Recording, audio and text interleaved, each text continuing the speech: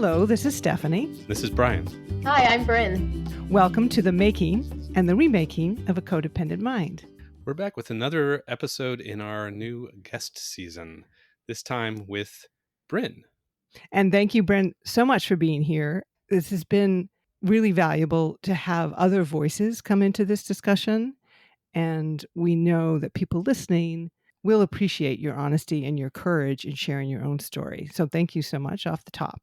Yeah, happy to be here for sure. The way that we talk about codependency, it is not something that you're born with. It's not an intrinsic trait. As we've said this from the first season. So we always, when we start discussions with people, like to talk about their origin story, what their childhood and their early childhoods particularly felt like and looked like. And the last two guests that we had fairly chaotic, unstable homes where there was neglect and in some cases drug abuse and mental illness.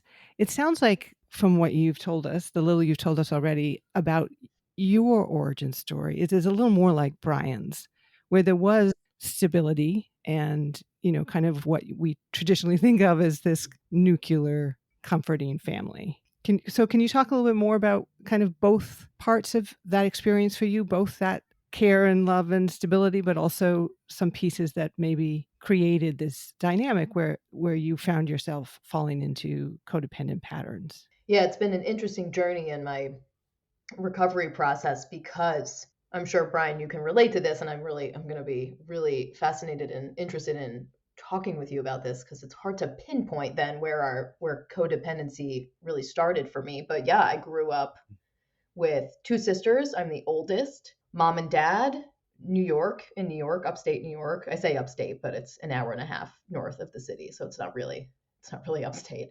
But great childhood, roof over my head. My parents were, they both worked all the time. They worked their asses off. My mom was a nurse and my dad's a financial advisor, and they provided for everything that we could have ever wanted. We did sports. My middle sister rode horses. My youngest sister was into singing. I was into art. We did just everything under the sun, right? And it was supported by both of them in so many different ways. And they made all the games, and my dad coached for us. And yet here I am still at, almost 37, struggling with some of my codependency characteristics that I think came from growing up and my adolescent years, and then characteristics that I took into relationships. Navigating romantic relationships with codependency has just been my biggest challenge. And yeah, I think my father is an adult child of an alcoholic. And so I now see as an adult the ways in which he could show up for us was, the best he could, but limited, I think, in some ways because of what he went through as a child. He had a bad childhood.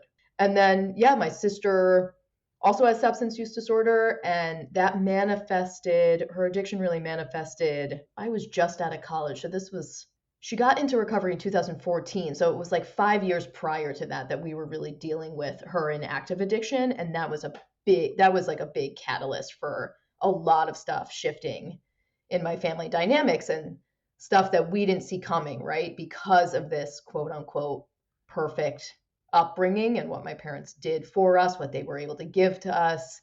And it was, I think, surprising that my sister was struggling so much with her own self-image to the point where, failed out of college. And yeah, 2014 was when she overdosed in my parents' home. I mean, thank God she was there, and thank God they heard her fall and they were home. And that was the last straw. She had been in and out of a couple different treatment facilities at that point, nothing really sticking, no real program or solution or anything like that. And yeah, then that really, entered us into a new phase of, okay, how are we healing from this as a family? And that was when I really got more involved with getting my own counseling and therapy and starting to learn about what addiction looks like inside my family. And then because my sister, she went to treatment for 90 days, then she went to sober living and she worked a 12-step program. I was like, okay, I'm going to do all that I can as well to learn about AA and what this looks like for our family. You know, that was, I hadn't, you know, Al-Anon, we had been told maybe to like go to an Al-Anon meeting here and there, and that was like not going to happen. And it, you know, I think I remember showing up to an Al-Anon meeting being like, what is this? And why do I have to be here? I'm confused. And so, and yeah, just been kind of fully immersed in the healing process around addiction in my family and my codependency. How old were you at this point? What are the ages that we're talking about here? When my sister was in active addiction? Yes. Yeah, when that kind of started. Yeah. So I was maybe 20, 21 was when she got into recovery. So it was like, To your later teens years. yeah, yeah. But you recognize behaviors back further than that, codependent behaviors. Can you? Well, I was gonna ask, did you take on the role of the kind of, I'm gonna help fix the family system, or were you already kind of playing that role in your family? Were you, since the beginning, were you kind of a fixer in your family? Yeah, good question. In that particular instance, I was more of, my middle sister was more like, okay, I'm going to stick around. I'm going to figure this out. I'm going to do all the things. And I was the one who, there's all sorts of like family roles that play out, but I kind of ran away. I was like, I'm like avoiding this whole thing because I knew it was way worse than what my parents, my parents were like, she's just smoking pot, and I was like, this is really bad. And I was just, I think my probably codependency was manifesting in whatever relationship I was in at the time. I was like, well, I'll just immerse myself in this particular boyfriend, right? And so my codependency, I think, started way young. I think for me, it was like I would just lose myself in if boys and being a girlfriend. I only felt like I was probably validated if I had a boyfriend, and I was kind of praised, I think, at an early age to also like, oh, she's okay. Brynn's going to be just fine because she's got a boyfriend all the time. And that really went, I mean, I'm still working through a lot of that stuff. And so I wonder if having the boyfriends really young was because my parents were spread really thin. Like I said, they gave us everything, but we were, between three children and all the activities that we did.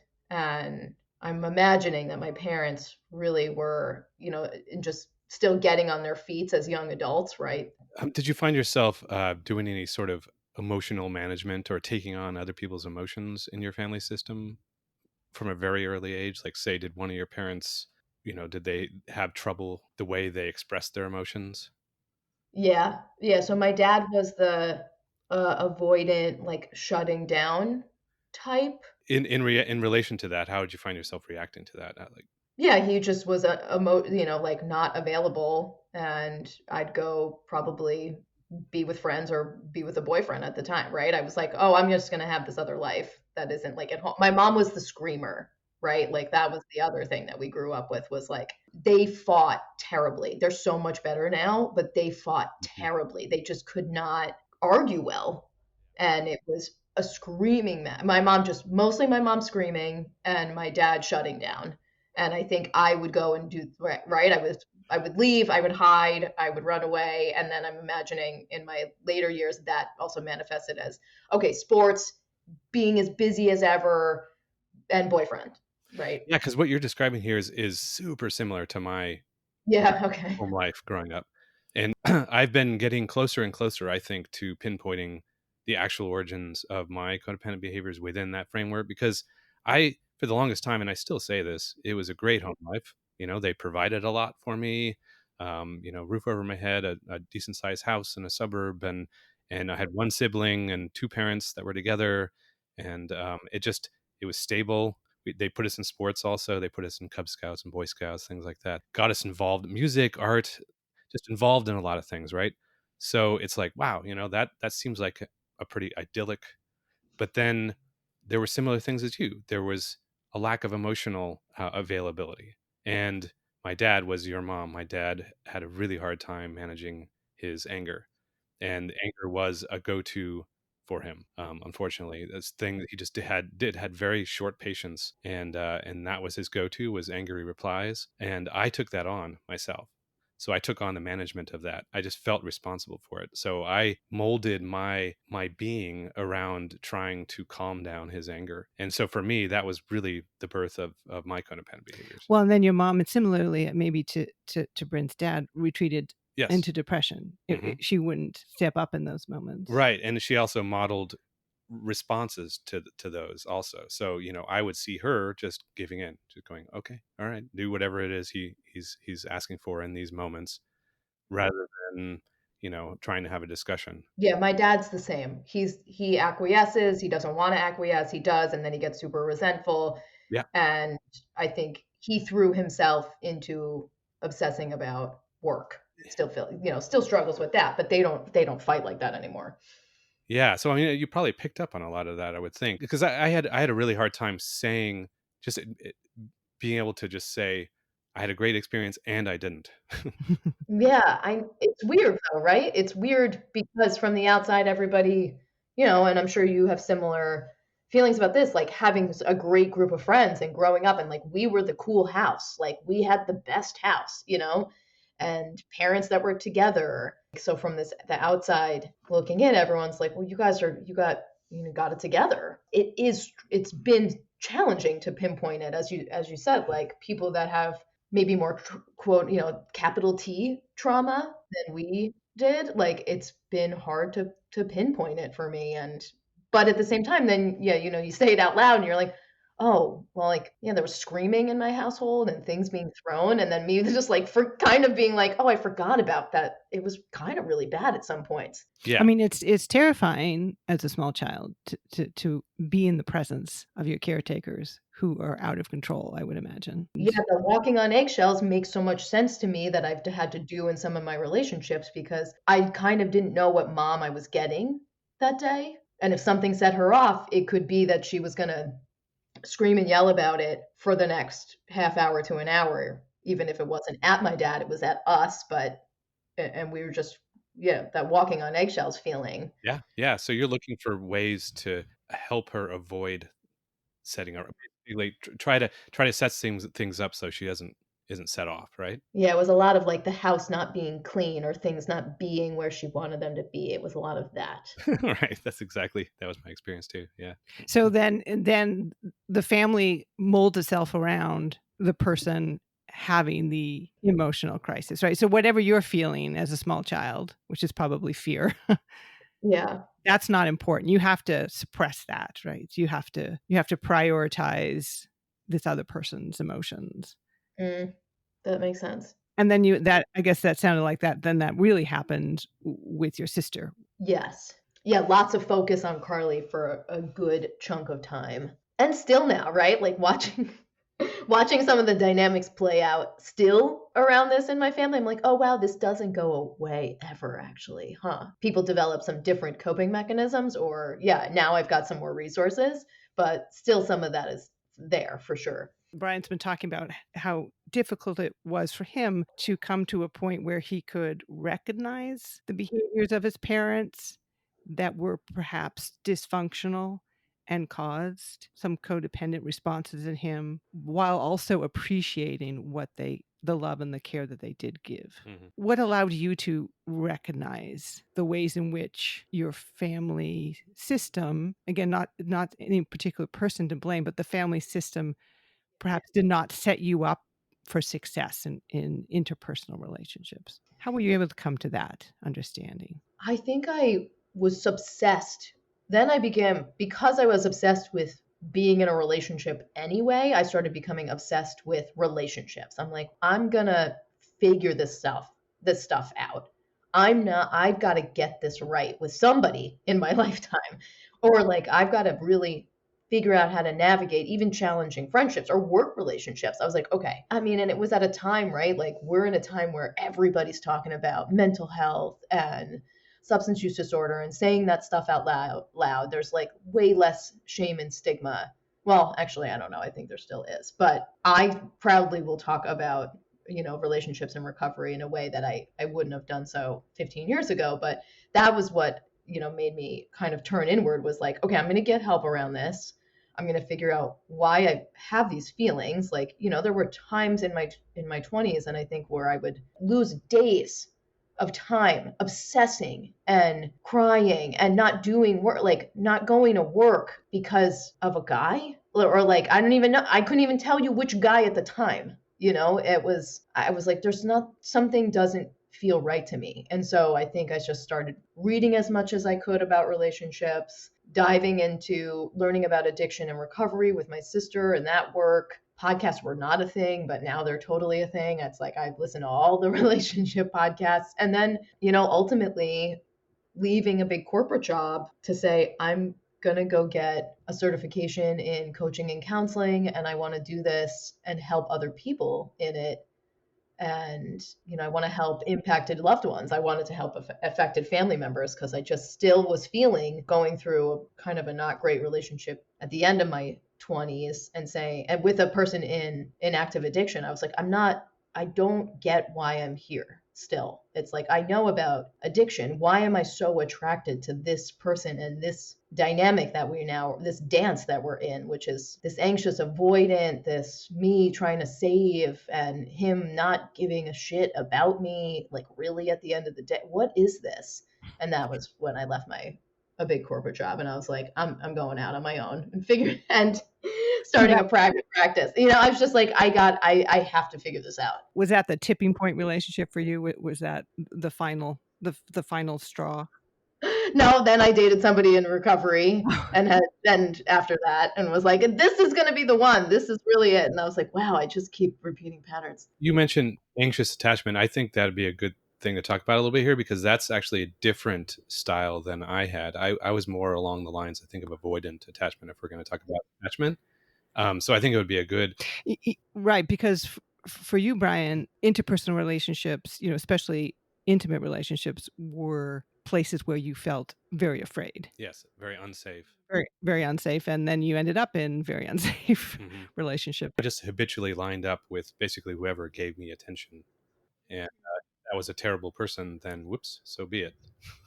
So yours was more avoidant. You would get stuck in these relationships, but you would kind of shut down and try to protect, turtle in them and to protect yourself.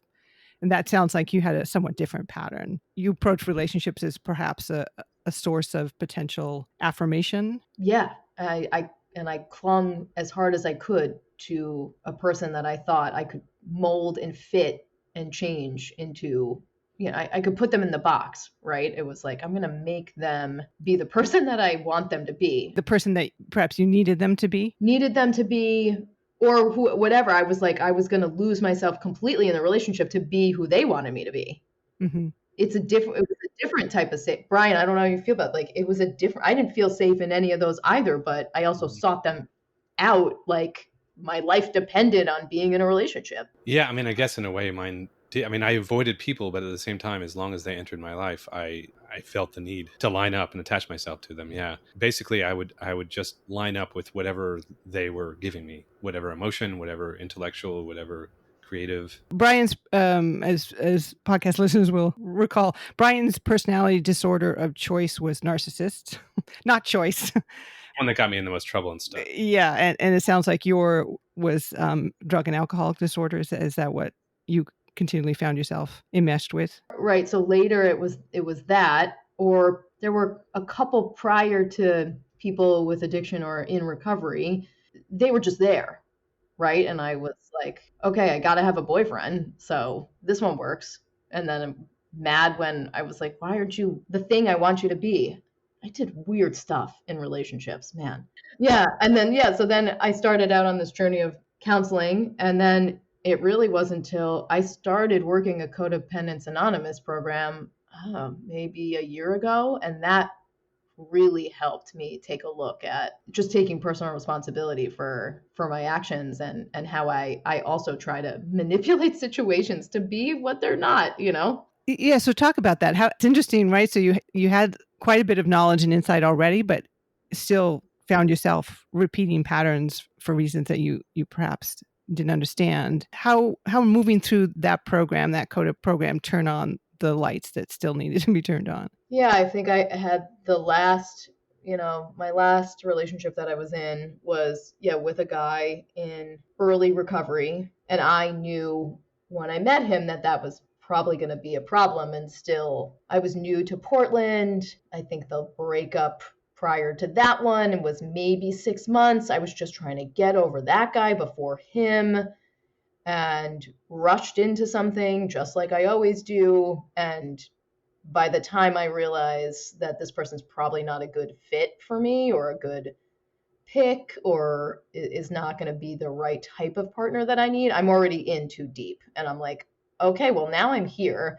And what I'm really good at is fixing and saving. And What does in too deep mean? oh, just that I was like in love, was already invested in making it work. Every relationship, I just wanted to make it work so I could prove that I am a great person. I'm not sure what I'm trying to prove, but yeah. And so I think that last relationship ended, and I was like, I really am the common denominator here. And it wasn't like that last relationship it wasn't this like really unhealthy thing. I think we did really care for one another and had I don't regret any of the relationships I've been in. I don't see any of them as failures, but there were still unhealthy patterns being played out, whether that's anxious avoidant, whether that's me and my codependency, and that person in particular in early recovery still having to navigate some of his stuff, and should have been doing that really on his own and in his own program, and in therapy, some real major trauma there. And I just was like, I'll take on the role. I can be caretaker, fixer, mediator. Yeah, so when that relationship ended, I was like, I am so tired of my own shit. I was done blaming. I was done blaming all these other men at that point, and just being like, okay, I'm really ready to look at it and own. And that was like a year ago or so when I got into a 12-step program for codependency in particular. And yeah, I just did some work around it and continue to work on it. And it's been pretty eye-opening and nice to just have it be on me, as opposed to, again, pointing the finger at lots of other people. So it's been actually empowering for you. Yeah, totally. Where it sounds like maybe relationships were not a source of power. I mean, I knew you were saying you tried to control and fix, but that was probably coming from a place of maybe fear or anxiety.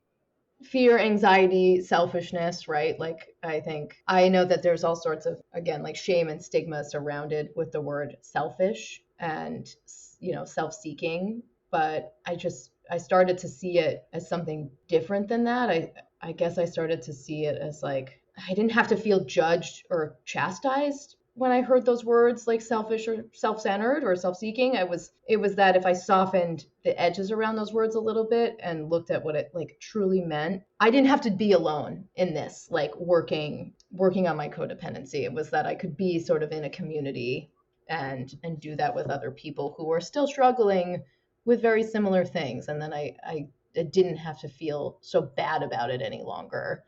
And yeah, could kind of take my power back in saying, I don't have to like feel shame around this. It just is what happened to me as I grew up. What are some of the earlier things you remember from once you started in Coda that were the most impactful for you, like kind of the aha moments, as far as like, that's what that behavior was?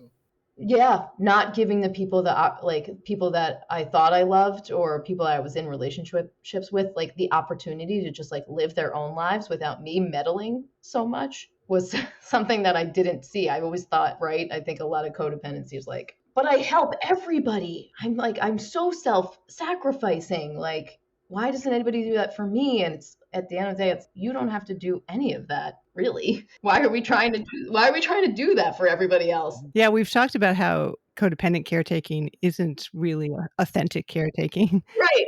That it comes from a place of your own anxiety. Mm-hmm. And it is almost, as you were saying, self-centered, because it's not recognizing or seeing the other person. The codependent self-centeredness is somewhat ironic, right? Because it's not actually honoring yourself. Mhm.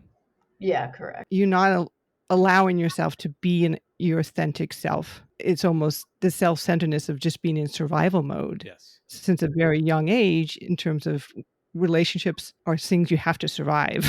Mm-hmm. I had that same struggle getting to a point where I would just use that word regularly for myself, self-centeredness. Like, well, I was just trying to protect myself. Well, but like what Stephanie just said, if I'm in fight, flight, or freeze or fawn mode or something, like I'm self-preservation. It's hard for me to keep anyone in mind, especially if it's an abusive person in front of me. But really, anyone around me, I'm in this mode, and I'm reacting in a way that I taught myself to react, right or wrong. And most of the time, in my case, throughout most of my life, it was wrong. It was not a great reaction because it was something I taught myself as a little kid. And it's just a self-centered action. It doesn't mean I was a self-centered person Yeah. in general. I mean, when those things happen, I chose myself, and I chose myself in a bad way. I didn't actually keep myself safe. You mentioned the community that comes with CODA as being an important part of your own healing process. What are some of the other elements that have really been key into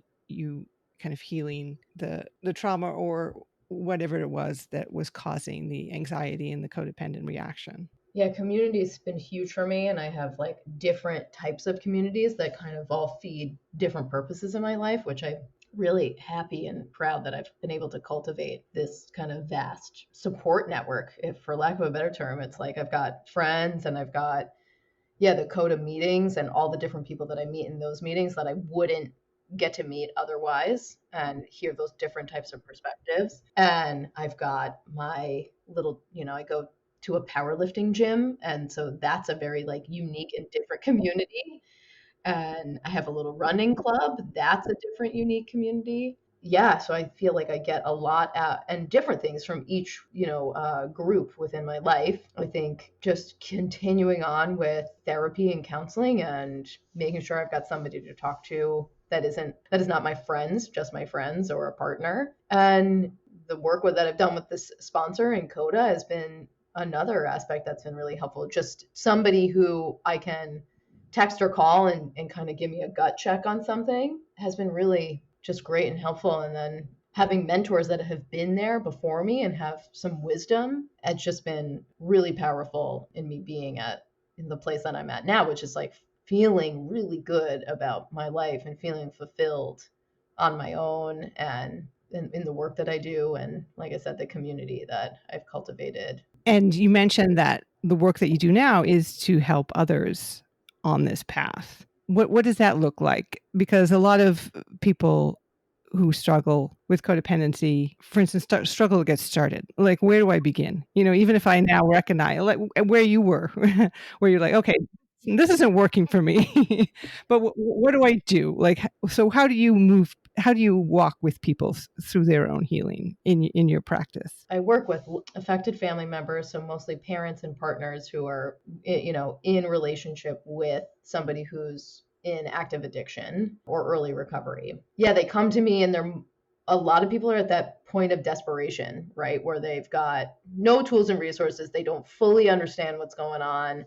They don't really know much about addiction in the first place. They haven't really drawn any conclusions yet about being in a relationship with the person they're with or and their childhood. Or for parents don't see, just they don't understand addiction either, right? And so they don't see how they've participated in the family disease of addiction. And so I think I get people in the doors who at least like start talking about it freely. Disease of addiction is not unique, and I don't think codependency is unique either. And I'm sure every one of your listeners has heard themselves within some of the podcasts or all of the podcasts at one point or another. And I think this is just the epidemic of our time. Addiction, and codependency really comes, that's like how the term came about, was with Melanie Beattie wrote that book because she was like, I don't know how to talk about the family members of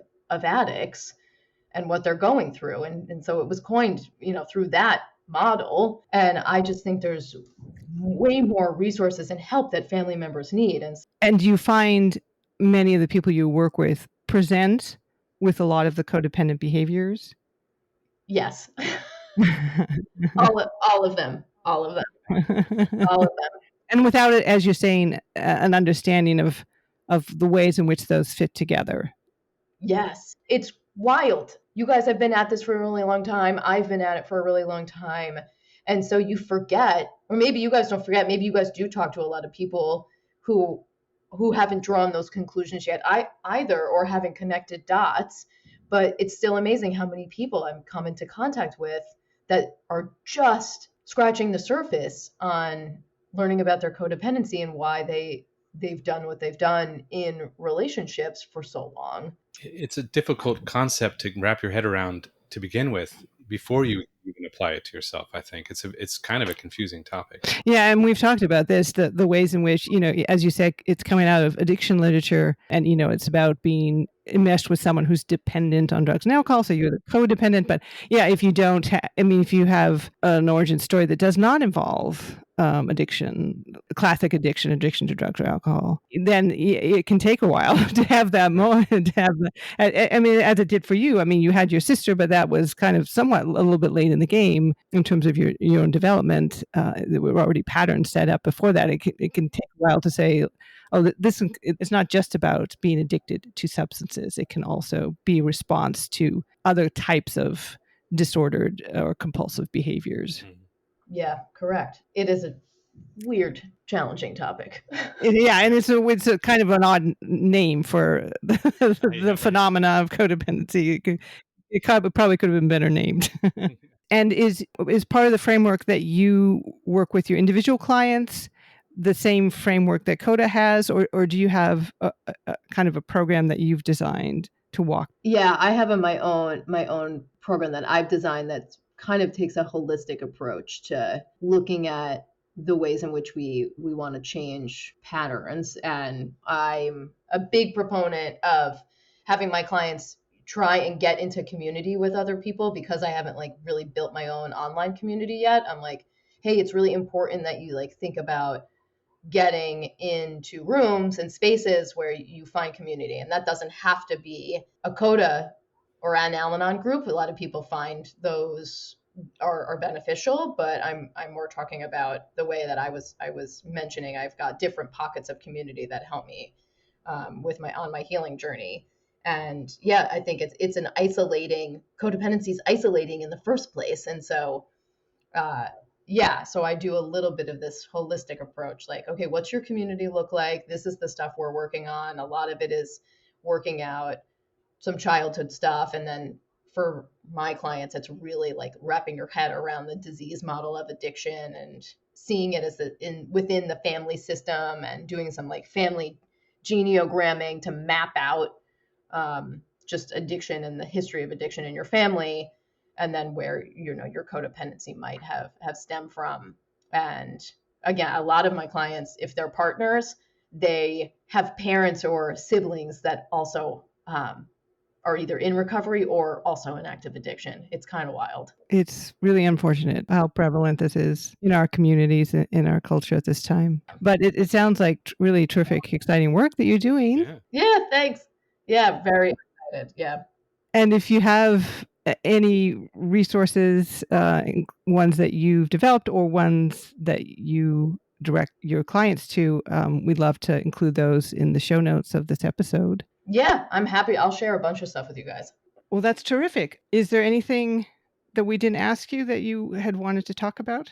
I wanted to ask you both about the community aspect of your healing journeys. Is it important to you guys now? Obviously, this has got to be immensely healing for both of you in partnership to do this with one another. And then, how do you keep up with and maintain some of your community, or how you see that fit into your own healing? Well, yeah, I agree that community is very important. The biggest reason being that codependency is an interpersonal disorder. And without community, there's no way to even know that you are or aren't being codependent. The tree falls in the forest. And so, the more people that I come in contact with, the better chance I'm going to be able to, because I'm constantly watching my behaviors at this point, and different behaviors are going to come out with different people. And so work being one, Stephanie, or friends. I personally am not in a community like a recovery community. I have a little catching up to do when it comes to the social side of things personally, because I've avoided people for much of my life. I work remotely. I work from home. So it's going to take a little effort for me to build a little bit of. And previous to our relationship, he was involved for 12 years in 2 different relationships with very abusive people. And, this can be the challenge as well. And we've talked about this, as Brian's saying, codependency is an interpersonal disorder, and it makes it difficult to form and maintain intimate relationships. So a lot of people, when they come to the point where they feel they have to do something and they're not maybe in a position, social position or relationship position in which that's easy work to do, because they have been kind of isolated by their codependent behaviors and the relationships that have resulted from those codependent behaviors. But that's, one of the first things that Brian recognized that he had to do was to get rid of any person who was toxic or activating. Kind of step one before building the community. Being in an actively abusive situation is not going to promote healing. Finding a community that's going to help you get out of it is going to make that much easier, of course. Right. Then maintain that community, and then watching the type of people, being intentional about the type of people that you are surrounding yourself with. Being in dialogue with each other, I think, has made a huge difference. But then, as we've said, starting the podcast, which has, forced us to talk more with each other, but also allowed us to get feedback from a larger group of people. It just accelerates tremendously our understanding of all of this.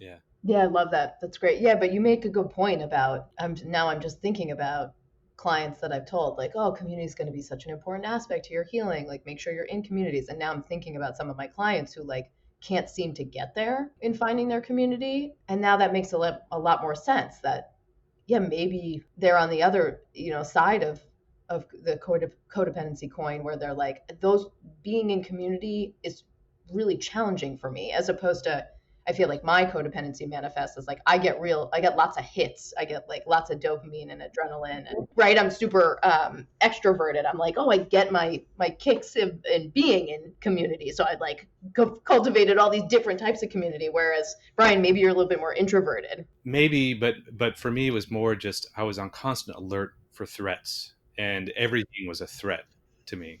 So it was difficult for me to reach out to people to build a community because I was afraid of everyone. So his people pleasing was more on the compliance side. Yeah. And, when we have friends or people in our life who maybe are on the codependency spectrum, whose people pleasing maybe was more what you were capable of doing, kind of being charming and the life of the party, although that's exhausting, as I'm sure you've experienced. But yeah, so they found it very easily to go into social spaces and perform. But even for them, I think difficult to turn those social spaces into actual community where they have intimate relationships that they feel they can depend on, which is one reason, even though Brian didn't experience CODA and it had a kind of mixed experience with AA, those are built-in communities. They're kind of ready to go. That was the one thing I would recommend about those, for sure, is the community aspect of it. Yeah, I get what you're saying. Yeah, wow, fascinating stuff. The journey is a lifelong journey. Right. Learning about yourself. Yes, and then can I ask one more question? Absolutely.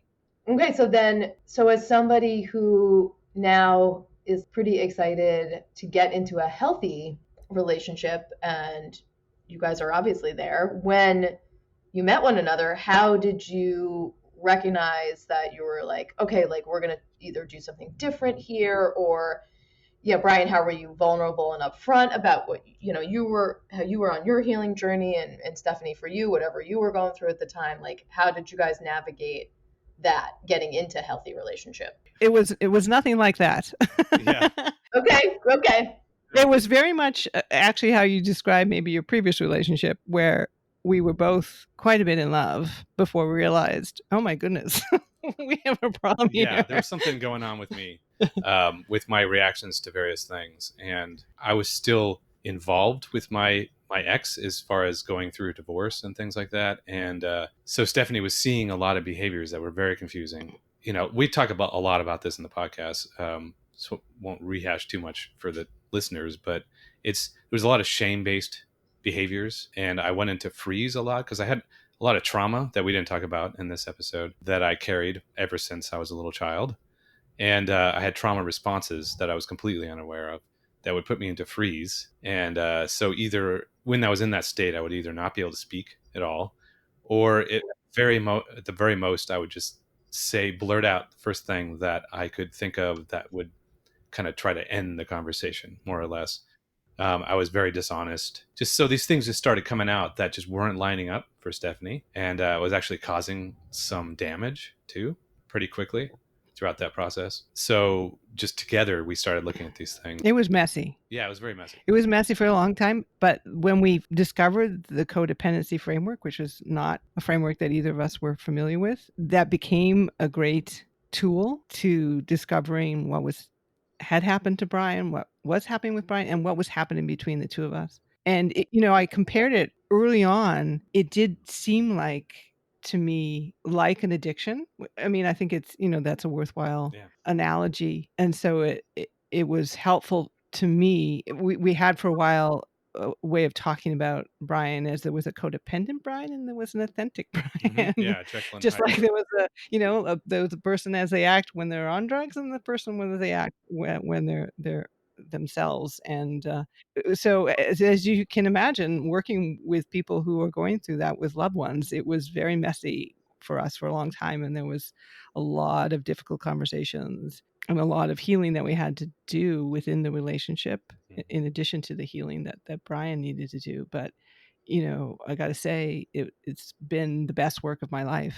There's nothing like that. I mean, you do it professionally, but doing it with someone you love is even more meaningful and fulfilling. Yeah. And it's just a testament to you guys that you were able to work out what was probably coming up for both of you, where like you guys could have easily decided, oh, this anxious avoidance dance that we're playing, like a lot of people bail, right? A lot of people should bail, like if they're not gonna really jump in with 2 feet and say, okay, this could be a healing relationship for both of us if we're both willing and able and ready to take a look, right? I think a lot of people don't realize that they can be in a relationship where there's going to be the opportunity for that healing to take place, regardless of the different sort of attachment styles or the codependency that's happening within them. A lot of people bail or just go on to the next person and play out the same pattern and realize, I'm wondering if at some point you guys realize, like, okay, well, we actually could work this out together because we just keep doing the same thing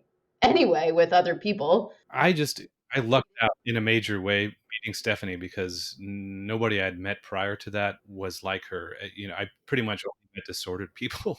I was only involved with disordered people. So that right off the bat, but then the level of self-awareness that Stephanie had and the fact that we went right into these daily conversations about this stuff. And I wouldn't necessarily recommend that to a new couple. You may want to get a therapist involved. We tried at one point, but we were like, we're kind of ahead of this already. So we just went back to but we were talking about this stuff every single day for years. And we're just going to say nice things about each other, right? I lucked out with Brian because I had largely healthy relationships, but I had asked people in my life to step up, do some work with me, and to really take things, to the next level, or to get to a level of emotional intimacy that I really wanted and craved in my life. And Brian is the first person to really step up and do that. And it was a big step for him. Yeah. Right. Because it wasn't about polishing the edges. I mean, he really had to do some huge, major lifting. I pretty much had zero intimacy for the 12 years leading up to meeting Stephanie. And you hadn't looked at your childhood or at your trauma, or you didn't really have any understanding what had been happened to you. And you every day put in the work and brought it to me, and we hashed it out. So it is a lot of work, no question. But I don't know whether the work you think would be more important. Right. Yeah, right. I don't know. Yeah, I totally agree. Than figuring each other out and figuring.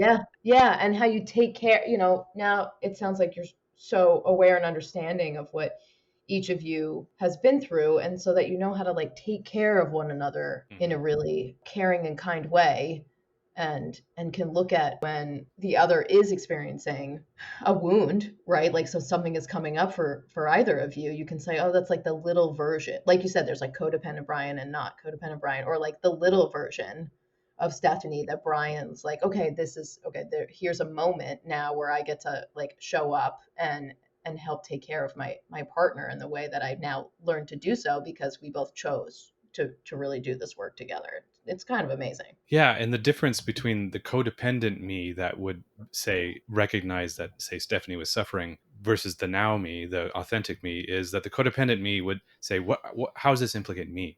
How she's upset? Is she upset at me?